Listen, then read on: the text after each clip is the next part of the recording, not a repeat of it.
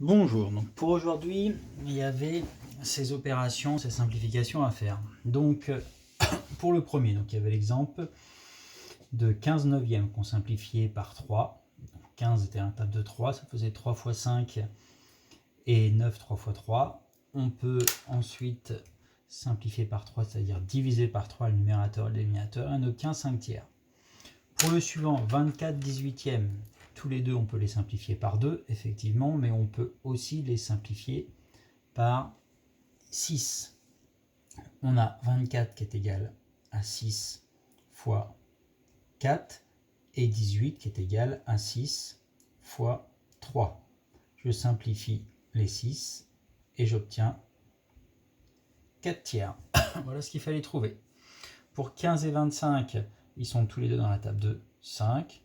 Donc 15, j'écris la multiplication qui donne 15, c'est-à-dire 5 fois 3.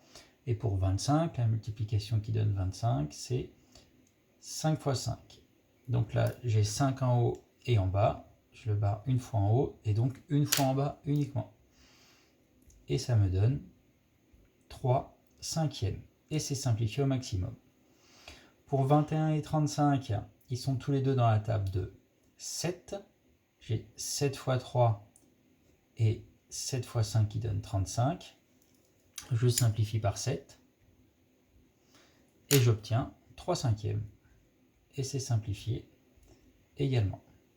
Donc on peut dire que 15 25e et 21 35e, ces deux fractions-là sont égales. Elles sont toutes les deux simplifiables et on obtient 3 cinquièmes.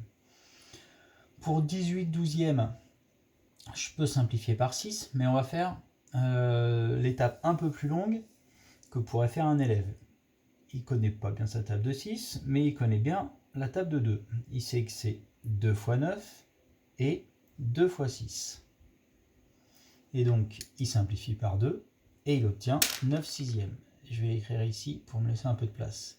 Parce que 9 et 6 sont tous les deux dans la table de 3, donc on peut encore simplifier. 9, c'est 3 fois 3, et 6, c'est 3 fois 2. Je simplifie par 3, et j'obtiens 3 demi. Et donc, j'ai simplifié par 2, puis par 3. J'aurais pu aussi simplifier par 6 directement. 6 fois 3, 6 fois 2, j'aurais obtenu 3 demi dans tous les cas. Ok. Donc, dans l'exercice suivant, il faut effectuer les opérations. Donc, on a vu que pour additionner des fractions, il fallait que les dénominateurs soient les mêmes, ce qui est le cas ici. Quand elles sont identiques, quand les dénominateurs sont identiques, on peut additionner les numérateurs, donc 4 plus 3, et on garde le dénominateur commun. Donc 4 plus 3, ça me fait 7 cinquièmes. Ici, sur la première ligne, à chaque fois, j'ai mis des fractions qui avaient le même dénominateur. C'est simple, on soustrait ou on additionne les numérateurs. Et on n'oublie pas de simplifier si possible.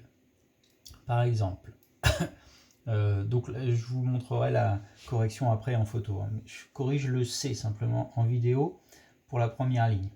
Donc, même dénominateur, donc je fais 7 plus 3 et je garde le 4. Et j'obtiens donc 10 quarts. Sauf que 10 quarts, je peux le simplifier, comme pour l'exercice 1, et je dois le simplifier. Donc, je peux l'écrire à côté. 10 quarts, c'est 2 fois 5 sur 2 fois 2. Je simplifie par 2 et ça me donne 5 demi. Voilà ce qu'il fallait trouver. 10 quarts, c'est déjà bien, mais 5 demi, c'est ce qu'il faut trouver. Ensuite, dans la deuxième ligne, les dénominateurs ne sont pas les mêmes.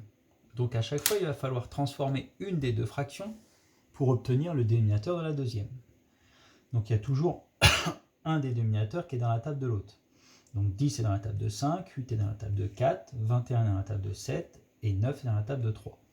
Donc si 10 est dans la table de 5, je peux transformer le 5 en 10 en multipliant par 2.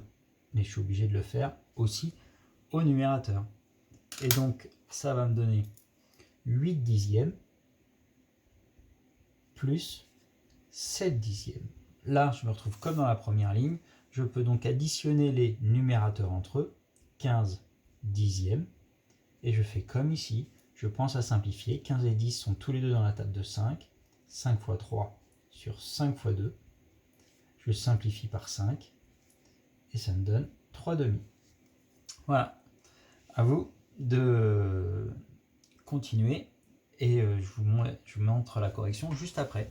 Bon courage!